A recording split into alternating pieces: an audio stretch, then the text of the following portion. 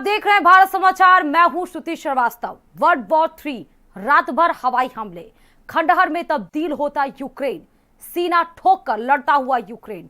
रूस और यूक्रेन के बीच चल रही जंग लगातार जारी है। दोनों देशों की जंग 25वें दिन के मुहाने पर आकर खड़ी हो गई।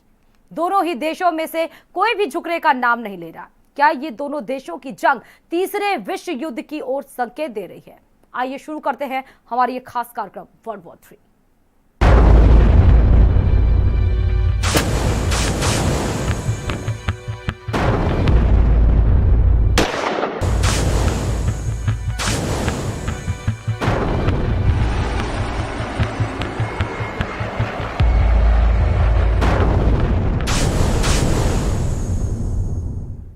रूस यूक्रेन के बीच जंग को 25 दिन पूरे हो चुके हैं। रूसी सेना का अभी तक कीव पर कब्जा नहीं हो सका है, जिससे एक बात तो तय है कि यूक्रेन इतनी जल्दी हार मानने वालों में से तो नहीं है।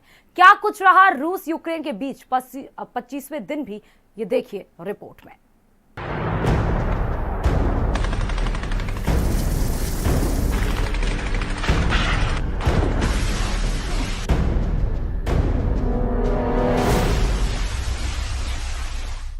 यूक्रेन पर रूस के हमले दिन ब दिन तेज होते जा रहे हैं। रूस ने यूक्रेन पर अपनी लेटेस्ट हाइपरसोनिक मिसाइल से भी हमला कर दिया और पिछले 25 दिनों से जारी जंग खतरनाक मोड़ पर पहुंचती दिख रही है। यूक्रेन का दावा है कि आज रूस यूक्रेन के किसी भी हिस्से में एयर स्ट्राइक कर सकता है। इस खतरे को देखते हुए यूक्रेन के कई शहर में हवाई हमले का अलर्ट जारी कर दिया गया है।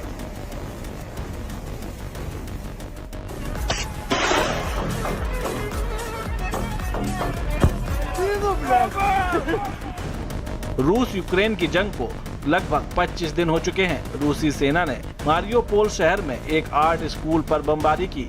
यहां लगभग 400 लोगों ने शरण ली थी।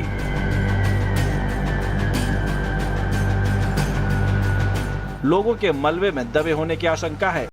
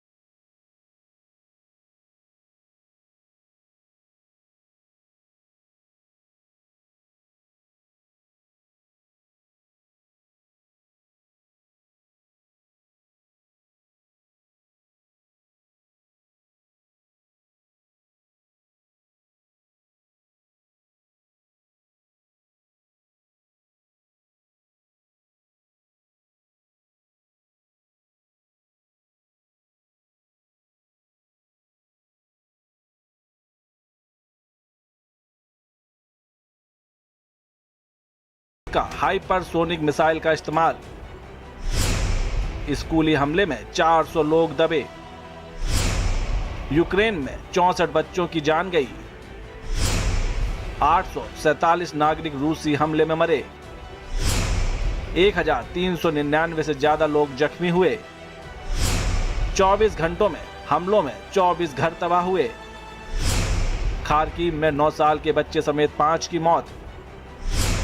यूक्रेन के 18 से ज्यादा शहरों में एयर स्ट्राइक अलर्ट।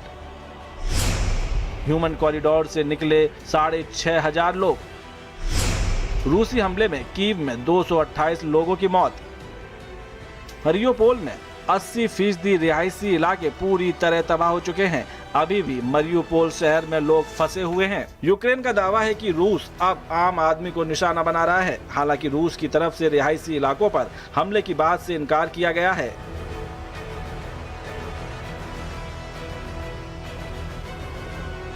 चापोरोसाई में रूसी यूक्रेनी सेना में आमने सामने की जंग हो रही है और यूक्रेन की सेना का बड़ा दावा है कि जवाबी कार्रवाई में रूसी सेना को बड़ा नुकसान पहुंचा है।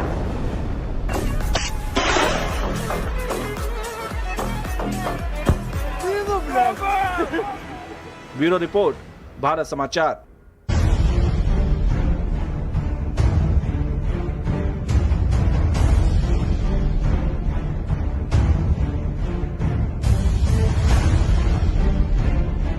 Його не може весь світ зупинити.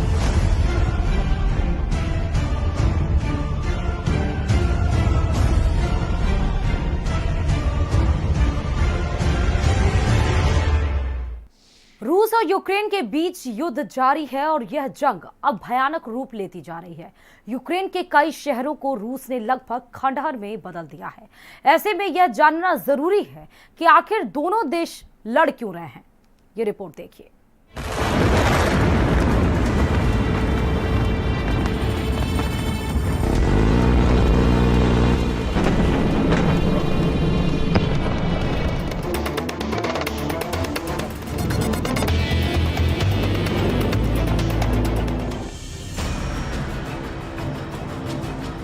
रूस और यूक्रेन के बीच युद्धों की तस्वीरें आपने देखी होंगी। पुतिन की सेना ने यूक्रेन पर आक्रमण कर दिया। दुनिया इसे रूस की घुसपैठ करार देते हुए अंजाम भुगतने की बात कह रही है, लेकिन सवाल ये कि एक जमाने में सोवियत संघ का हिस्सा रहे यूक्रेन और रूस की अदावत की वजह आखिर है क्या? आखिर ऐसा क्या हुआ कि पुतिन ने सेना को युद्ध का ऑर्डर दे दिया, दुनिया को विश्व युद्ध के मुहाने पर लाकर खड़ा कर दिया?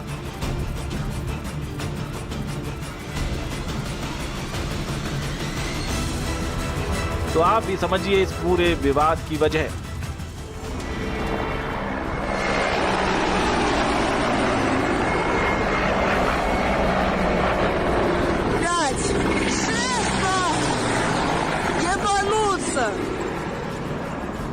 रूस यूक्रेन के बीच तनाव नवंबर 2013 में उस वक्त शुरू हुआ था जब यूक्रेन के तत्कालीन राष्ट्रपति विक्टर यानुकोविच का कीव में विरोध शुरू हुआ।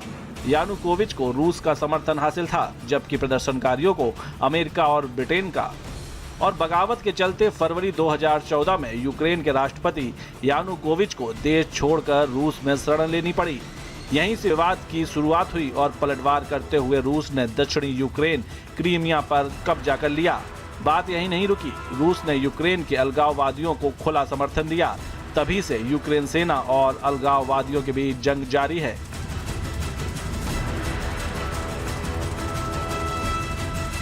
पूर्वी यूक्रेन के कई इलाकों पर रूस समर्थित अलगाववादियों का कब्जा है।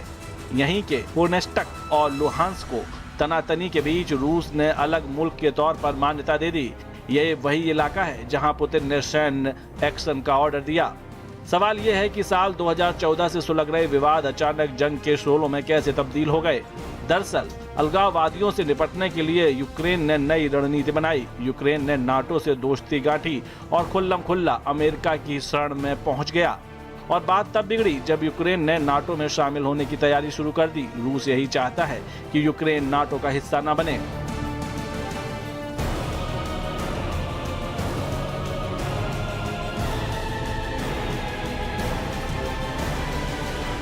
और अगर यूक्रेन नाटो से जुड़ जाता तो रूस पूरी तरह घिर जाएगा, क्योंकि भविष्य में नाटो देश की मिसाइलें यूक्रेन की धरती पर तैनात की जाएंगी, जो भविष्य में उनके लिए बड़ी चुनौती साबित हो सकता है।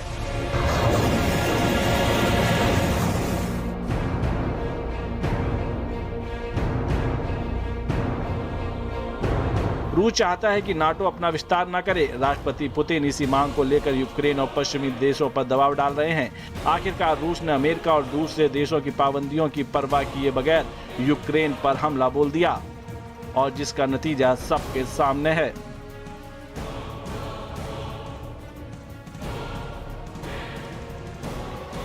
ब्यूरो रिपोर्ट, भारत समाचार।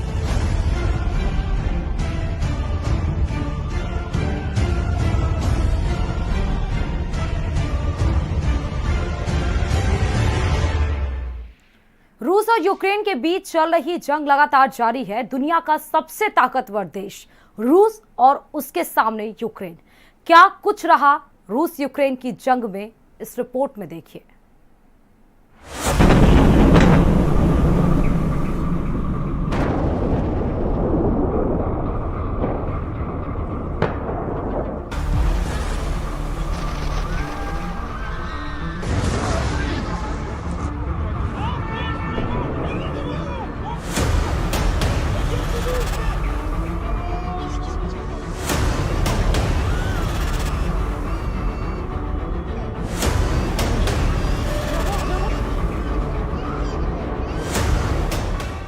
रूस यूक्रेन का युद्ध लगातार जारी है और कीव में भीषण लड़ाई चल रही है। अंदेशा जताया जा रहा है कि अगले 24 से 48 घंटों के अंदर रूस कीव को लेकर किसी बड़ी कार्रवाई को अंजाम दे सकता है। वहीं विनित्सिया में रूस के हवाई हमले का अलर्ट जारी किया गया है। लोगों से कहा गया है कि वो बंकरों और बेसमेंट के सुरक्षित ठिकानों पर चले जाएं। बताया जा रहा है कि रूस अब तक बड़ी हवाई हमलों की तैयारी कर रहा है, न सिर्फ मिलिट्री बेसिस को उड़ाने के लिए बल्कि वहां भी जहां एयर डिफेंस के कोई भी सिस्टम या मिसाइल है। कीव में कुछ लोगों को हिरासत में भी लिया गया है।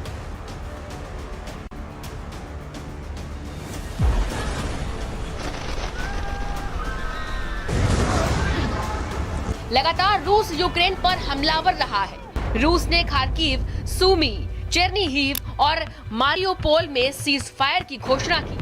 सीज फायर की घोषणा इसलिए की गई ताकि युद्ध में फंसे नागरिकों को वहां से निकाला जा सके। रूसी सैनिक लगातार यूक्रेन के अलग अलग शहरों को निशाना बना रहे हैं। बड़ी बड़ी इमारतों, अस्पतालों और यहाँ तक कि स्कूल भवनों को भी निशाना बनाया गया है। यूक्रेन का दावा है कि रूसी सैनिकों ने यूक्रेन के 61 अस्पतालों और मेडिकल इक्विपमेंट्स नष्ट कर दिए हैं। रूसी हमले में यूक्रेन में काफी नुकसान हुआ है। जान माल की काफी क्षति हुई है। यूक्रेन के कई सैन्य ठिकानों को तबाह भी कर दिया गया है।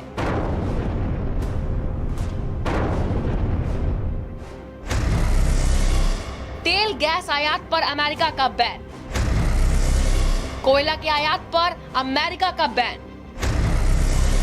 फास्ट फूड कंपनी मैकडॉनल्ड ने रूस छोड़ा। पोलैंड ने यूक्रेन को मिग-21 देने का ऐलान किया। यूरोपीय संघ नई पाबंदियां लगाने के लिए तैयार।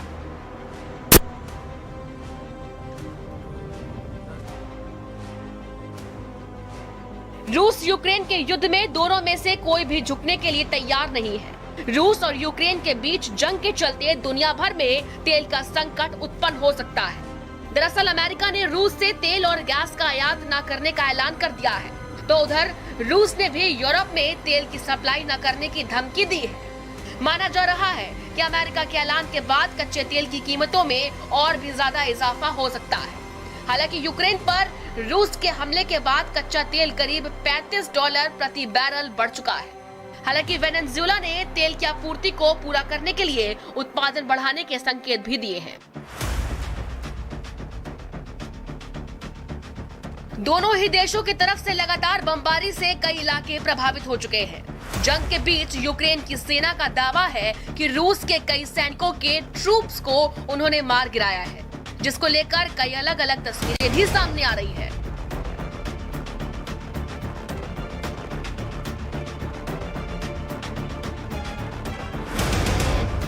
आइए अब आपको ग्राफिक्स के जरिए बताते हैं कि हर दिन रूस और यूक्रेन के युद्ध में क्या कुछ रहा। पहले और दूसरे दिन रूस का यूक्रेन पर हमला। कीव में दोनों देशों की जंग। तीसरे और चौथे दिन मेलिटोपोल पर रूसी कब्जा। पुतिन का एटमी अलर्ट। पांचवें और छठे दिन रूस यूक्रेन के बीच पहले दौर की वार्ता। कीव और खार्किव पर भीषण हमला। सातवां और आठवां दिन खेर्सन पर रूसी फौज का कब्जा। 9वें और 10वें दिन ज़पोरिज़िया एंटनी प्लांट पर रूस का कब्जा। ह्यूमन कॉरिडोर बनाने पर रूस सहमत। 11वें और 12वें दिन जेलेंस्की ने मांगी बाइडेन से मदद। यूक्रेन के कई शहरों पर रूसी बमबारी। 13वां और 14वां दिन रूस यूक्रेन की तीसरी बातचीत फेल। रूस से तेल गैस पर अमेरिका का पाबंद।